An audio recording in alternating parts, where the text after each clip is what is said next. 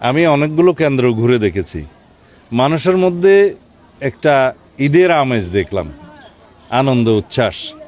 Vote দেওয়ার পরেও তারা কেন্দ্রের বাইরে অপেক্ষা করছে, উৎসব লাগছে তাদের কাছে। তা আমি খুবই খুশি এবং আনন্দিত। আমার মতো সবাই, সব নাগরিকই আনন্দিত, সব ভোটারই আনন্দিত। আমার মনে হয় যে দীর্ঘ 17 বছর পরে এইরকম একটা পরিবেশে ভোটাধিকার প্রয়োগের জন্য এই জাতি অপেক্ষা করছিল। সমগ্র জনগণ সংগ্রাম করেছে, আন্দোলন করেছে, রক্ত দিয়েছে আজকের জন্য। এই সেই আজকের দিন, যে দিনটা আগামীর বাংলাদেশ গঠনের জন্য সবচেয়ে গুরুত্বপূর্ণ ভূমিকা রাখবে। মানুষের আজকের সিদ্ধান্ত বাংলাদেশের ভাগ্য পরিবর্তন করবে, বাংলাদেশের জনগণের ভাগ্য পরিবর্তন করবে। ইতিহাসের বাঁক বদলে দেওয়া শুরু হয়েছে এখান থেকে। আমরা তার সাক্ষী, সবাই আজকে তার সাক্ষী। যাই হোক, আশা করি শেষ পর্যন্ত সব কিছু শান্তিপূর্ণভাবে সমাপ্ত হবে, মানুষ ভোট দিতে পারবে এবং আগামীকালকে ইনশাআল্লাহ ভোরবেলাতেই, তার মধ্যেই আশা করি সমগ্র জাতি এই নির্বাচনের রায় পাবে।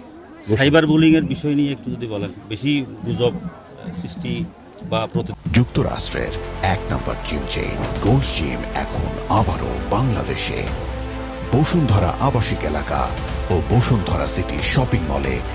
যারা আছে জামাতের, বিশেষ করে না, কিছু মহল আছে যে অস্বাভাবিক পন্থায় অথবা পিছনের রাস্তায় অথবা কোনো গণতান্ত্রিক পন্থায় তারা তাদের উচ্চাভিলাষ বা উচ্চ আকাঙ্ক্ষা পূরণ করতে চায় ক্ষমতায় যাওয়ার। সেটা আমরা দেখেছি গত কয়েকদিনে। তবে বাংলাদেশের মানুষ সেটা প্রত্যাখ্যান করেছে, করবে।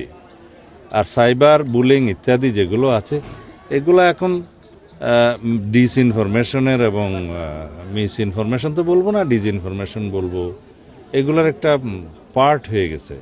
তা আশা করি এগুলো ঠিক কাউন্টার করার মতো অন্য প্রক্রিয়া বের করতে হবে। এগুলো সামনেও থাকবে, এখনও আছে। অতীতে এই সাইবার বুলিং যখন থেকে শুরু হয়েছে, তখন রাষ্ট্রীয় পর্যায় থেকে এবং যারা মিডিয়া জগতের লোক, তারা এগুলো কাউন্টার করার জন্য চেষ্টা করছে। নির্বাচন কমিশন খুবই আন্তরিক ছিল যাতে আর্টিফিশিয়াল ইন্টেলিজেন্সের মাধ্যমে বিভিন্ন রকমের যাতে গুজব বা ডিসইনফরমেশন ছড়াচ্ছে, সেটাকে কিভাবে কাউন্টার করা যায়। আমার মনে হয় 100% না পারলেও 80% বা তারও বেশি সাকসেসফুলি করা গিয়েছে। এগুলো আমরা ধর্তব্যের মধ্যে আনছি না। আমরা দেখছি জনগণের বিজয়, জনগণের গণতান্ত্রিক আকাঙ্ক্ষা, যেটা শক্তিশালী হবে। এবং এখন থেকে যে নতুন বাংলাদেশের গণতান্ত্রিক শক্তিশালীকরণের প্রক্রিয়া শুরু হলো, সেটা যেন অব্যাহত থাকে।